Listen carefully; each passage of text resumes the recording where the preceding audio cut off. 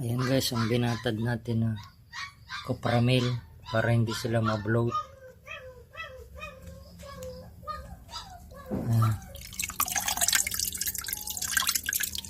Kasi pag kinain nila yan ng tuyo, tapos mahilab yun sa kanilang tiyan, masisikip ang bituka nila, tapos masisikip ang puso nila, mamamatay sila. Tapos haluan rin natin ng ginayat-giyat na madre de agua. Ano na yun dyan lahat. Tapos haluan rin natin ng crack corn. Tapos kalahating yan. Ang timbang nito guys ay nasa kalahating kilo. Pinaghalong crack corn saka ng FB2. Tapos haluan pa natin ng ipa.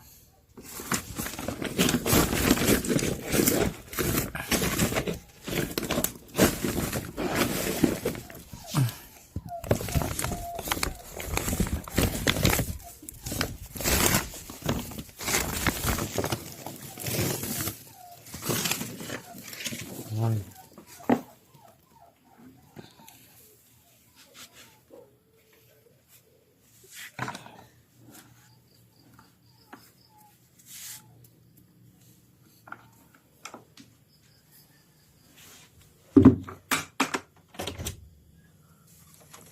Pagkain na yan ng 16 alaga natin na manok na malalaki na. May 2 kilo, may 1.5 kilo. 1 kilo ang pinakamagaan. 60 sila lahat. Kasya na yan. Pero meron nga pala dito, kasama pa dito ang kambing.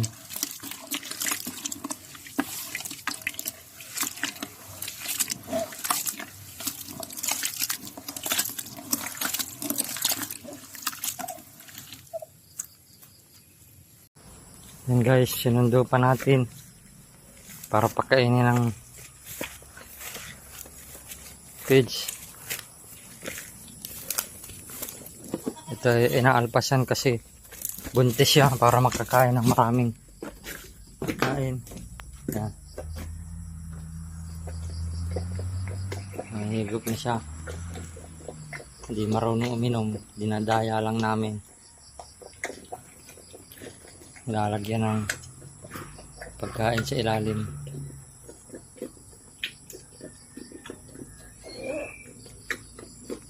Pagkain ng manok, pagkain rin na. Yan.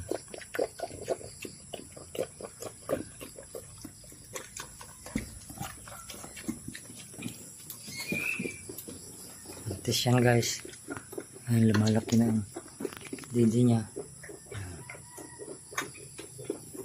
Siguro 1 buwan mga anak na yan.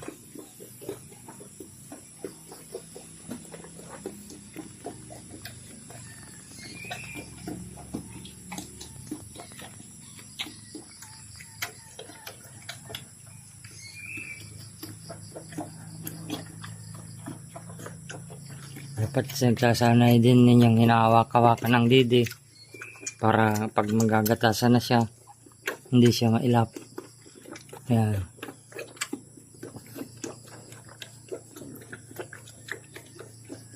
Lahat ng didi na hawakan ko na, pwera lang sa tao.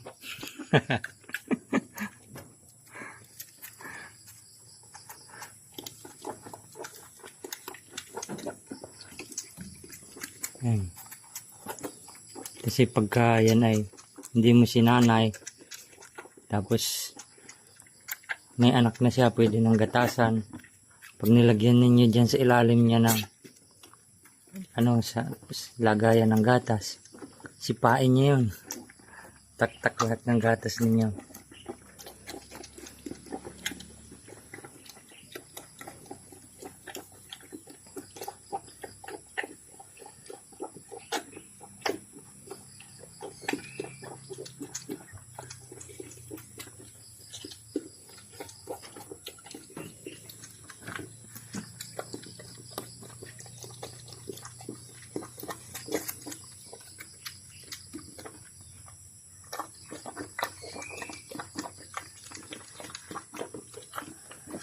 Yan may lalaki. Walang pakinabang, isang kasta lang. Alagaan mo ng matagal taon. Isa lang ang kinastahan. Lugi tayo dyan sa malaking yan, sa lalaking yan.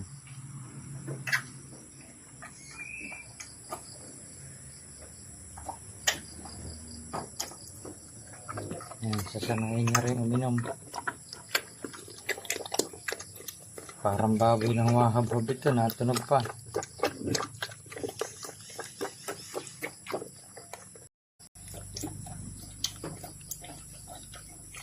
Yan guys, mataas na ang lahi niya ng saanin.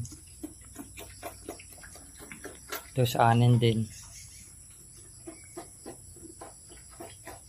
Malalaman natin siya kung malakas gumatas pag nanganak na. Kung makaka1 litro. Update ko kayo pag nagagatasan na siya. Yan guys, ang mga alaga nating manok. Dito sa kabilang pulungan naman.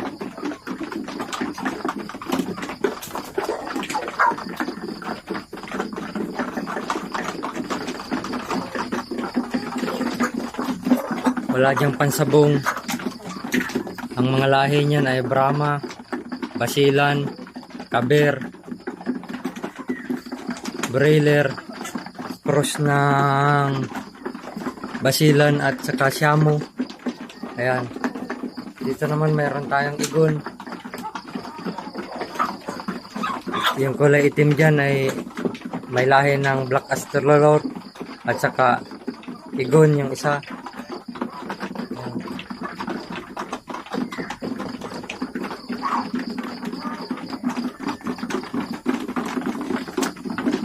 Kailangan guys, maghapon lang yung practice namin, maghapon lang sila pinapakain kasi kapag 3 beses hatiin na rin yung buong kain nila sa 3 beses, tigkakaunti lang yon, mauubusan agad yung iba kasi maliliit, inaaway.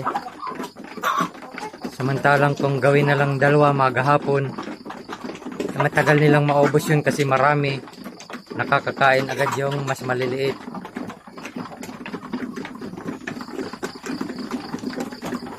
Kapag kakaunti, pagbaba mo ng pagkain, ubos agad nila, mauubusan yung mababagal kumain.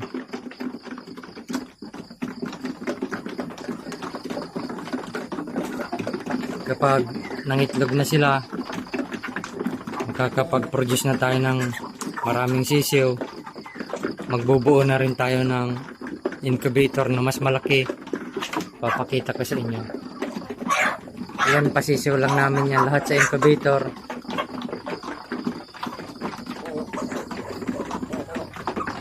Yung incubator namin nung pandemya pa na binuo,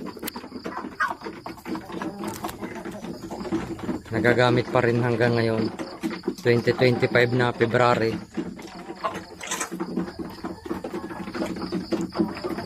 Mamaya itataas uli yung pinagkainan nila, tapos itataob, at kasi tinatapakan niya nila at iniiputan, may iputan, hindi dapat nilang makain yung kanilang dumi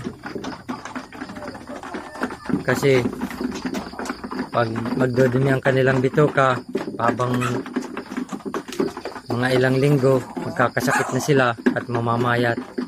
Mag-like and subscribe para lagi kayong updated sa aming in-upload.